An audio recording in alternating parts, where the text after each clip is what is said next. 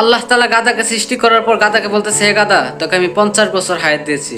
এই 50 বছর হায়াত পেয়ে তুই মানুষের গোলাম হয়ে থাকবি, মানুষের বিভিন্ন ধরনের ভারী বস্তু তুই বহন করে চলবি। যা, তোকে 50 বছর হায়াত আমি দিয়ে দিলাম। তখন গাধা আল্লাহকে বলতেছে, আল্লাহ, আমার 50 বছর হায়াতের কোনো দরকার নেই, আপনি আমাকে 20 বছর হায়াত দেন, আমি এই 20 বছর হায়াত পেয়ে মানুষের গোলামি করতে পারবো। তখন আল্লাহ তাআলা সেই গাধার আবদারটা রাখলেন। তখন আল্লাহ তাআলা তাকে 20 বছর দিয়ে দিলেন। এবার আল্লাহ তাআলা কুকুরকে বলতেছে, হে কুকুর, তোকে আমি 30 বছর হায়াত দিয়েছি।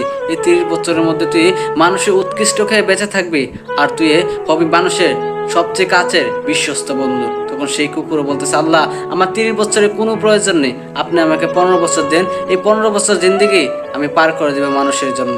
এবার আল্লাহ তাআলা বানরকে বলতেছে, হে বানর, তোকে আমি 20 বছর হায়াত দিয়েছি। তুই এই 20 বছর হায়াত পেয়ে মানুষকে সবসময় আনন্দের মধ্যে রাখবি, মানুষ যেন তোকে দেখে আনন্দ পায়। তুই এই গাছ থেকে ওই গাছে যাবি, চতুর্দিকে লাফাবি, তোকে দেখে মানুষ উৎসাহিত হবে। তখন সেই বানর বলতেছে, আল্লাহ, আমার 20 বছর কোনো দরকার নেই, আপনি আমাকে 10 বছর হায়াত দেন, এই 10 বছর হায়াত পেয়ে আমি অনেক সুখী। তখন আল্লাহ তাআলা বলতেছে, যা, তোর আবদার আমি রাখলাম, তোকে আমি 10 বছর হায়াত দিলাম।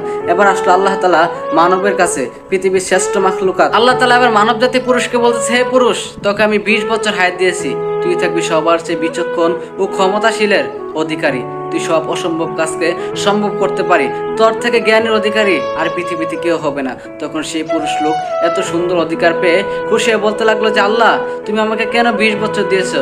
তুমি গাধার 30 বছর আর বানরের 10 বছর আর কুকুরের 15 বছর দিলে হয় না?